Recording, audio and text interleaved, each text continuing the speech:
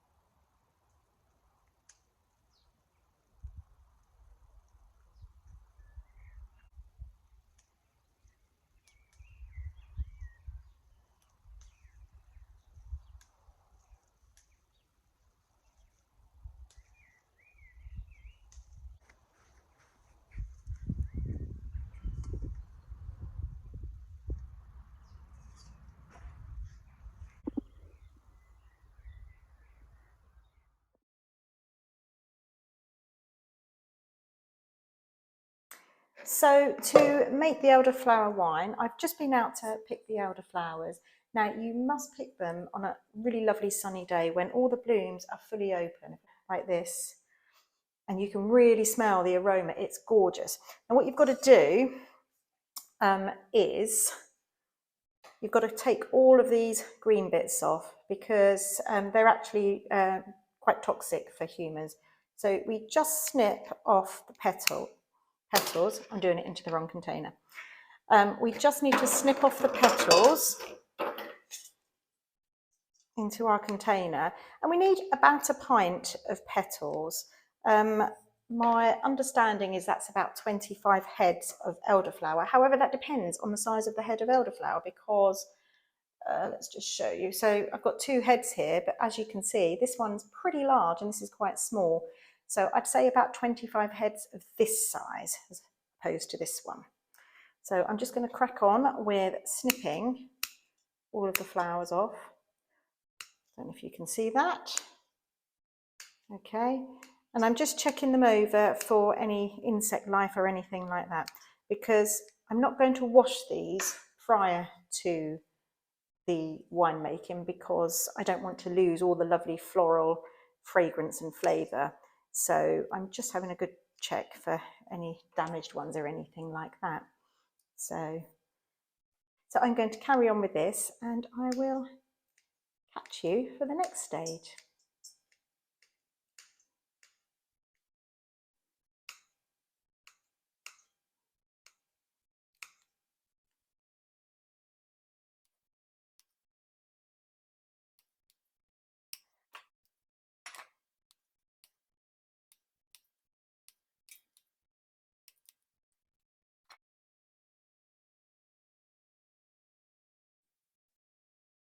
So I've now got my elderflowers. I've got about a pint and a half here actually, and I'm just checking them over for any extra bits of stalk. Then you need to get your clean container that's been sterilised, and you need to pour in the heads of elderflowers. And yeah, so I've got about a pint and a half. This is my Auntie Daphne's recipe, and she actually uses 2.5 pints in this, but I've adapted it and I use about a pint and a half to two of elderflower heads. Oh, and don't forget the stalks and things, you can just pop them on the compost so they don't need to go to waste. So I just want to take a quick moment just to talk about the book I use. I've been using this book for quite some time. It's by C.J. Berry, I think. I've used it for years and years, and I've made notes in there and things like that. But I also use other recipes and things. So like I say, this is a combination of my Auntie Daphne's recipe and a recipe from his book. So yeah. So back to the recipe. You now need to add some boiling water. You need about 4.5 litres of boiling water to cover those. Now, actually, Daphne says not boiling. She says hot water. So I just boil the kettle and leave it for 5 or 10 minutes or so, just to cool down a little bit before I add the boiling water. And then I top that up to the 4.5 litres as I go. And then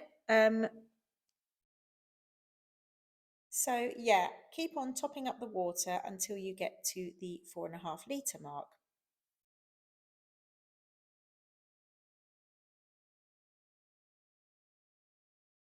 Then once you've topped it up to the 4.5 litre mark, you will then need to add your sugar. Now, I would say add about 1.5 kilos of sugar and stir it in to help dissolve it.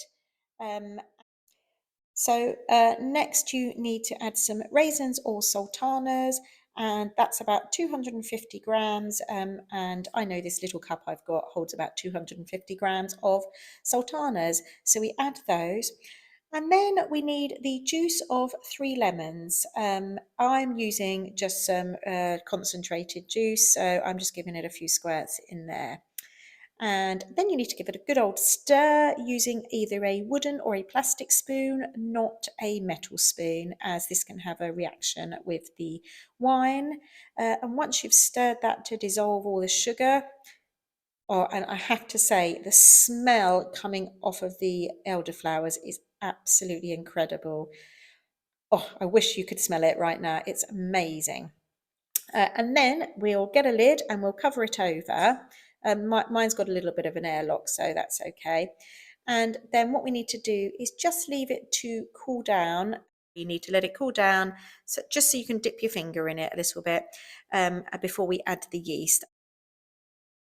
So whilst that's cooling down, I thought I'd just have a quick chat with you about the elderflower tree itself. So I'm just going to show you the one in my garden. Here are the leaves, as you can see. Okay, and here's one of the flowers. This is one that's gone over slightly, so they'll soon be elderberries. Here's one where there's some that are not fully opened yet, as you can see. Some are and some aren't. And here is, I think, here is one that is actually open. Oh, there we go. Yes, that one's actually open now. And as you can see some of the yellow pollen on there too. They smell amazing, they really do. So just be careful when you're out and about, making sure that you absolutely know what you're picking from. Um, an elderflower tree is quite easy to identify, but yeah, please especially be careful. And also make sure you get the landowner's permission if you can pick them. Thankfully, I've got this in my garden, so I'm really chuffed to bits with that. And there it is again. That's actually my view from my kitchen window, which is not bad really, is it? And there it is, as you can see. So I'm going to just add some yeast. I've just got some yeast nutrient in here, and I've just added it to some water, and I'm just letting it dissolve in there. And I'm going to add that to the wine that's now cooled down to tepid. I'm just going to stir that in. Okay, so I've added my yeast nutrient, and now I'm going to add my sachet of yeast. I've just got an all-purpose white wine yeast for this. And I'm just going to sprinkle that over the top.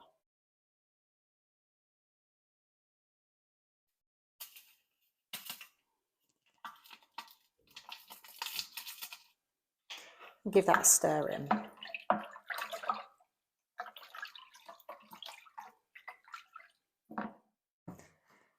So I've popped my lid on, I'm going to put my airlock in, and I'm going to leave this for about a week.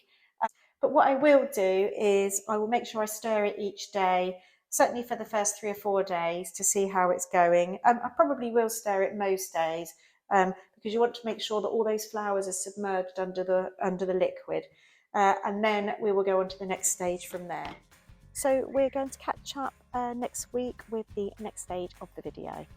thank you so much for watching, and if you've got any comments, don't forget to put them in the notifications down below, and any suggestions or perhaps any other ways that you might make elderflower wine. I'd love to know if there's any sort of variations in what I do. Yeah, and until next time, bye.